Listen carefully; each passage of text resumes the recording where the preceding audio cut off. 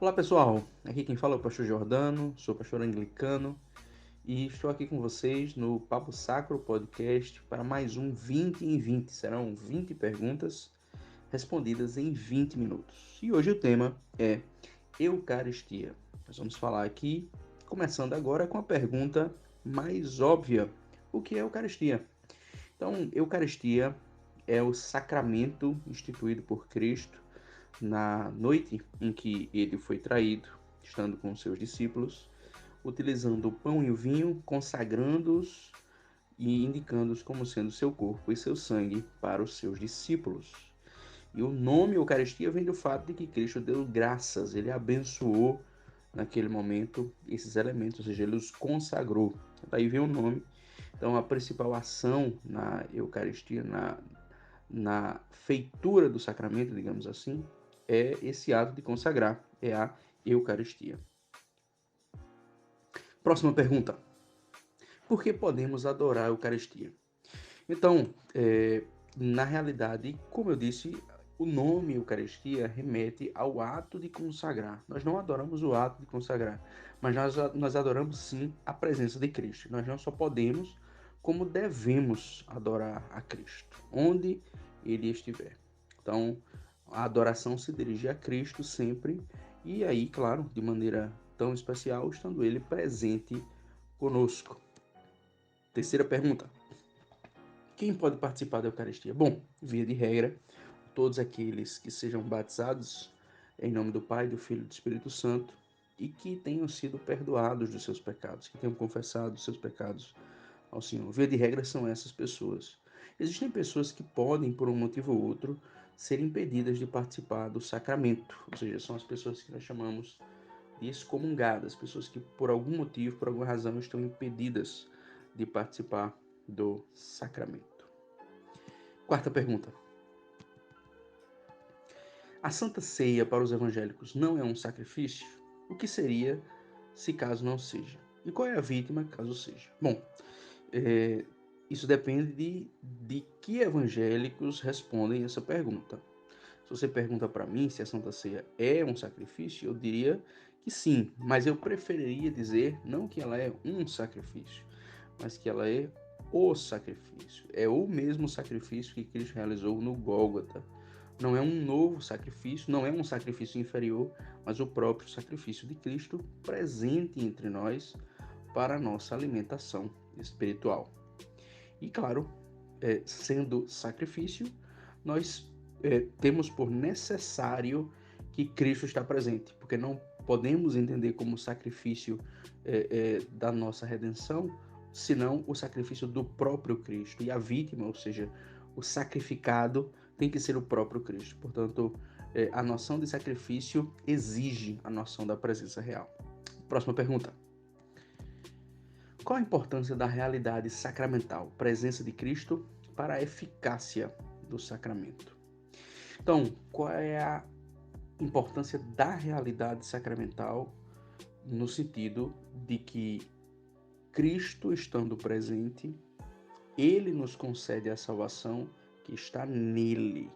Ou seja, diferentemente de outros sacramentos, de outros atos sacramentais, nos quais a graça de Deus é veiculada de qualquer outra maneira, ou seja, através de um meio, através de, por exemplo, a água, né? A água, ela não é transformada, ela não é convertida no Espírito Santo, embora a ação do Espírito Santo se dê através da água.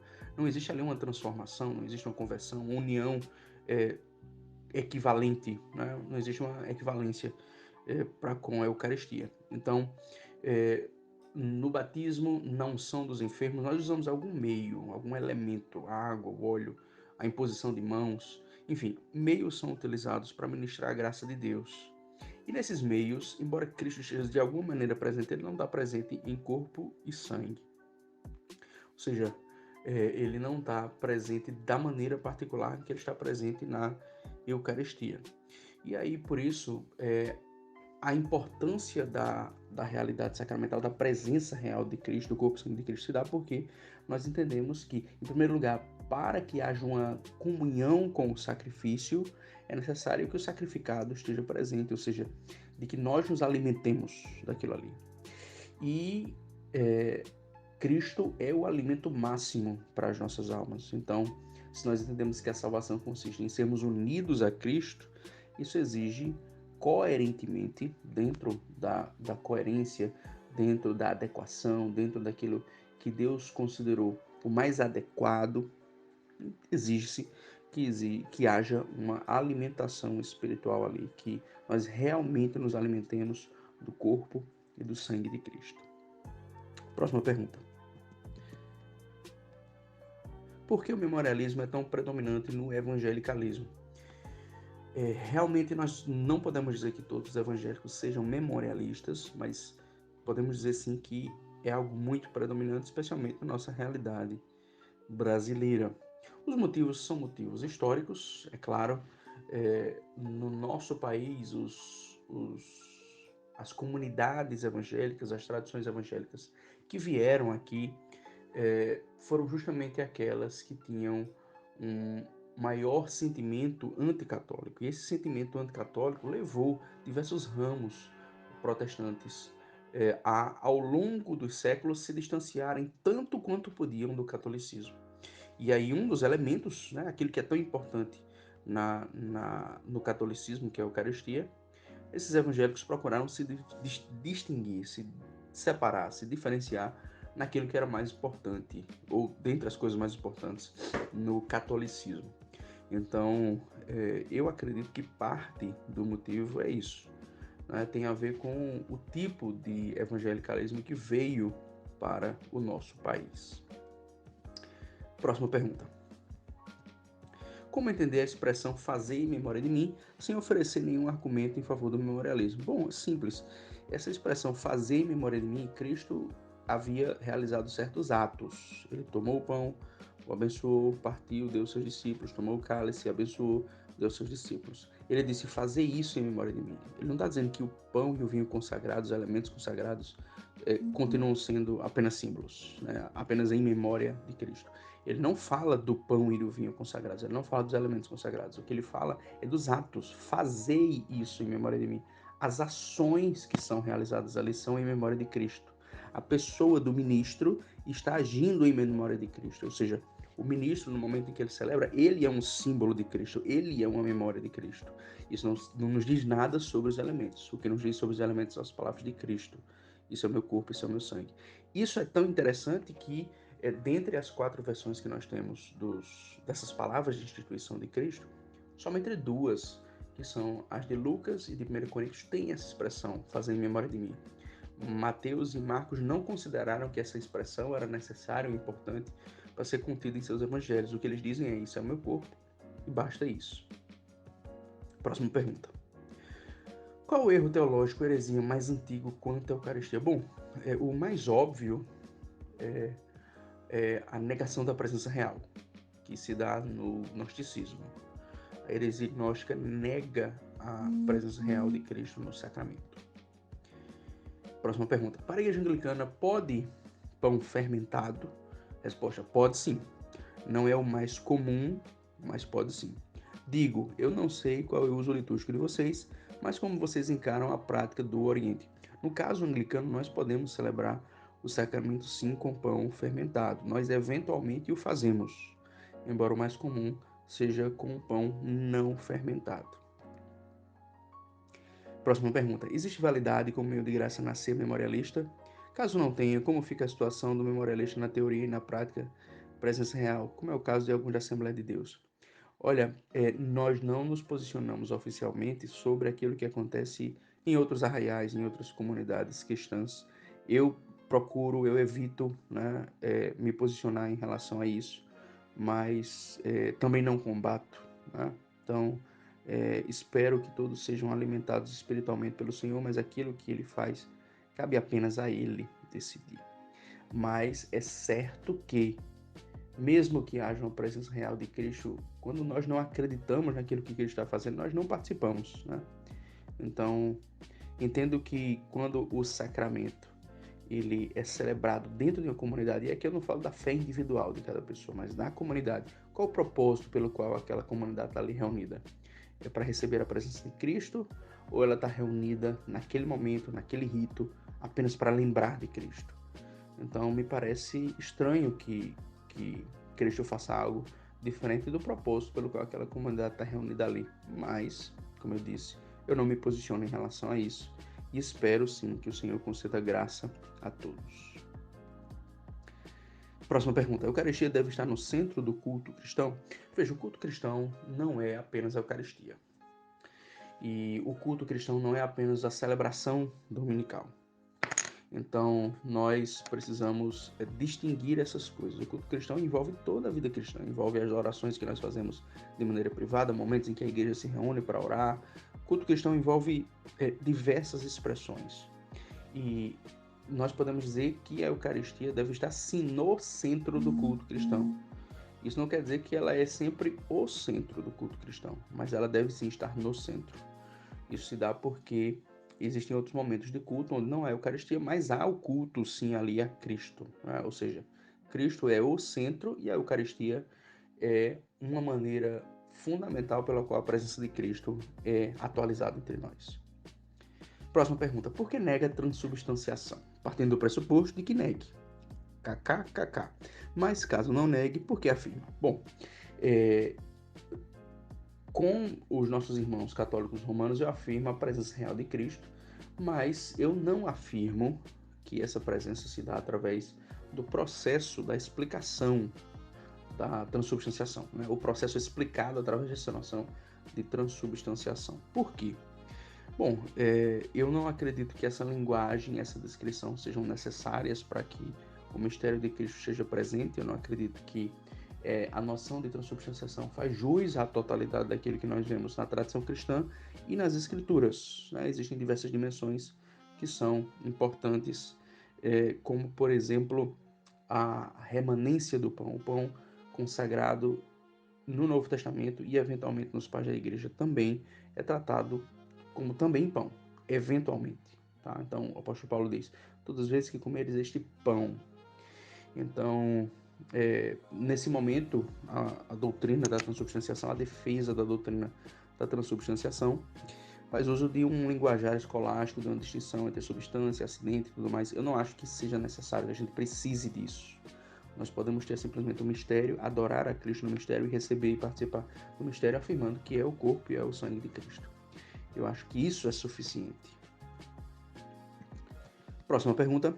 O que seria tomar indignamente? Bom, indignamente, óbvio, significa de modo, de maneira indigna. O que estava acontecendo ali em 1 Coríntios, capítulo 11, é que a igreja estava participando do sacramento, ou do que deveria ser o sacramento, de uma maneira que não glorificava Cristo, não reconhecia a presença de Cristo, porque estavam participando daquele momento como se fosse uma festa qualquer, como se fosse simplesmente um banquete no qual cada um ia para encher a sua barriga.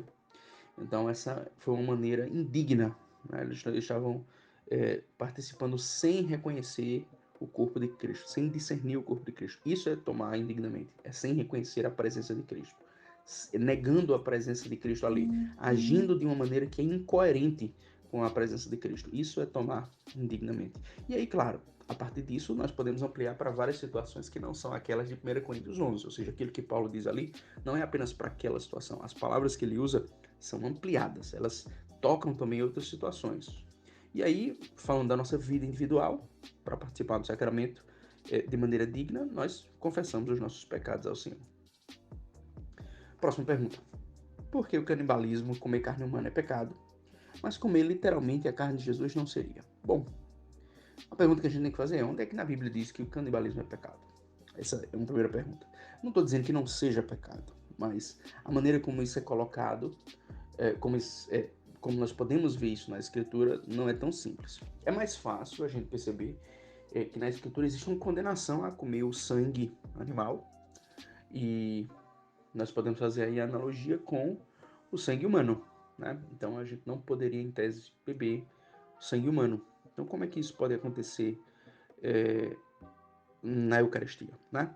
Mas a questão é que na Eucaristia nós temos uma diferença importante, que é de que tudo que é de cruel no canibalismo não se repete na Eucaristia, justamente porque Cristo está ali velado, o corpo e o sangue de Cristo estão velados, eles estão invisíveis, ocultos aos nossos olhos, aos nossos sentidos, e pelo contrário, eles estão ali numa forma de pão e de vinho. Por conta disso, é que tudo aquilo que haveria de violento, de cruel no canibalismo desaparece, né?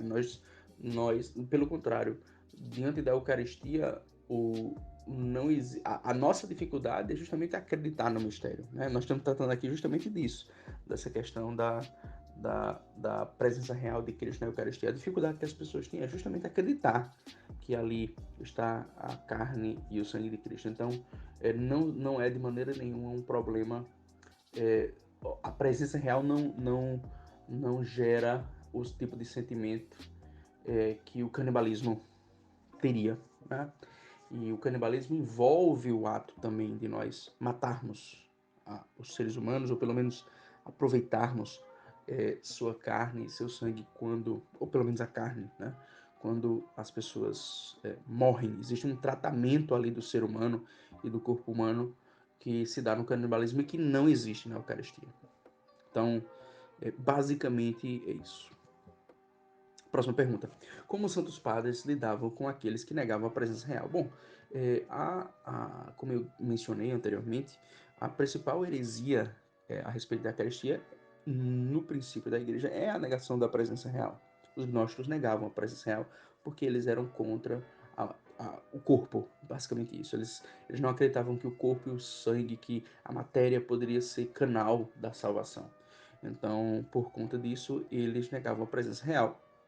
E porque a presença real, mesmo que fosse possível para eles, seria inútil, né? Então, eles não acreditavam que tanto o corpo e o sangue de Cristo, como estavam no Gólgota, poderiam nos salvar, não acreditavam nisso, como também eles não acreditavam que haveria uma necessidade de hoje nós recebermos no sacramento. Então, são dois problemas aí que são gerados pelo gnosticismo.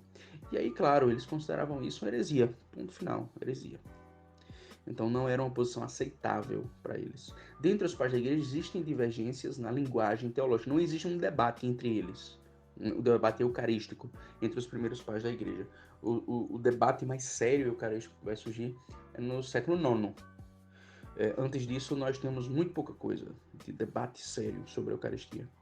Então, mas existem divergências entre eles que nunca geraram um debate, ou seja, existem linguagens diferentes ali. Mas o que gerou realmente um problema foi a negação da presença real. Próxima pergunta: a Eucaristia perdoa pecados? Uma pergunta interessante. Então, no Evangelho de Mateus, no capítulo 26, na versão materana das palavras da instituição da Eucaristia, Cristo diz que o sangue é derramado para a remissão de pecados. Esse é o meu sangue, o sangue da nova aliança, derramado por vós para a remissão dos vossos pecados. Então, vários pais da igreja tomaram essas palavras no sentido de que a Eucaristia perdoa pecados, sim. Nós vemos, por exemplo, Santo Ambrósio mencionar isso, nós vemos São João Damasceno mencionar isso. Então, nós temos ali, em vários pais da igreja, essa referência ao perdão dos pecados na Eucaristia. E é óbvio, quando a gente compara isso, por exemplo, com aquilo que a gente lê em 1 João 1, que o sangue de Cristo nos purifica de todo pecado. Ora, se o sangue de Cristo nos purifica de todo pecado, como é que ele não vai nos purificar de todo pecado quando ele está ali para ser recebido por nós, né? Então, mas historicamente a teologia ocidental mais latina procurou limitar isso. Então, no catolicismo, justamente para que houvesse uma delimitação muito clara entre o que é função da confissão, ou seja, da absolvição, da penitência, e aquilo que é função da Eucaristia, é que houve uma separação aí. E aí a Eucaristia, ela não perdoaria os pecados mais graves, mas apenas aqueles menores, né? Então, mas eu acredito que a Eucaristia eventualmente perdoa o pecado, sim. Isso não significa que nós devemos participar da Eucaristia diretamente sem confessar os nossos pecados. Eu acredito que nós temos que sim confessar os nossos pecados, mas eventualmente nós participamos ali e somos purificados daquilo que nós fizemos, né? E nós não precisamos ser muito racionalistas sobre em que momento nós fomos perdoados, mas apenas saber que nós recebemos ali a graça, a reconciliação, o amor, a presença de Cristo. Próxima pergunta. Eucaristia e gnose? Pelo contrário. Entre os gnósticos existe uma negação muito severa da Eucaristia. Embora entre eles houvessem certos sacramentos, eles tinham certos sacramentos também. Mas dizer que Eucaristia é gnose, pelo contrário. A interpretação cristã da Eucaristia é totalmente, radicalmente e violentamente contra aquilo que há na gnose.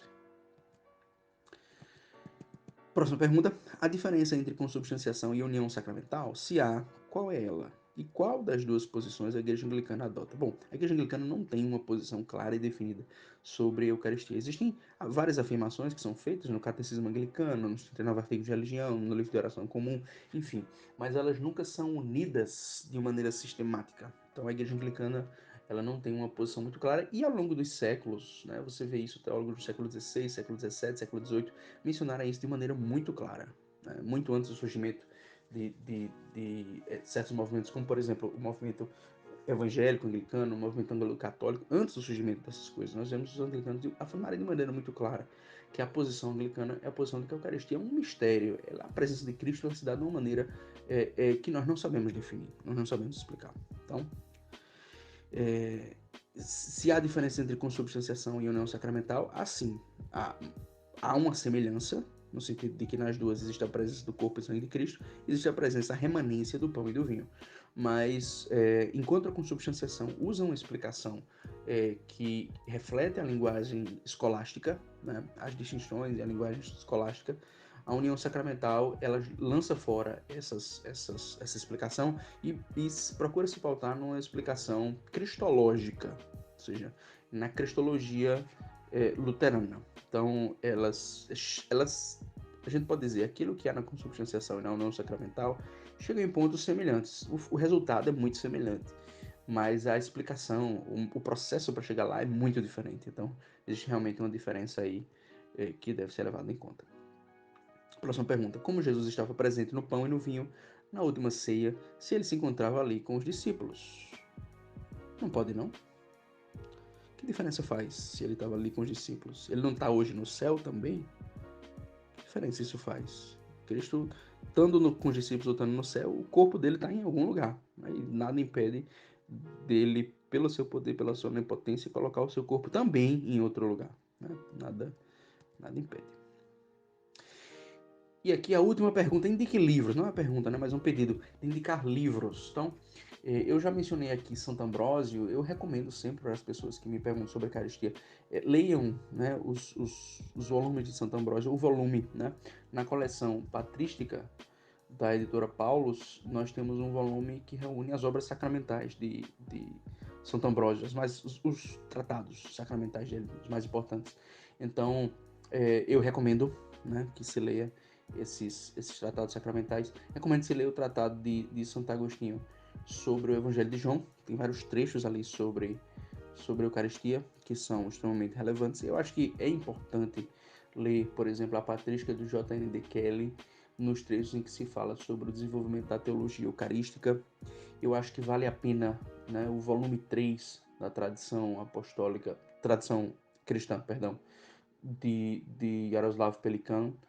Ele trata num dado momento sobre o segundo debate carolíngio. Ele não enfoca tanto o primeiro, mas ele trata mais do segundo debate carolíngio no século XI. Vale a pena ler isso. Ele tem várias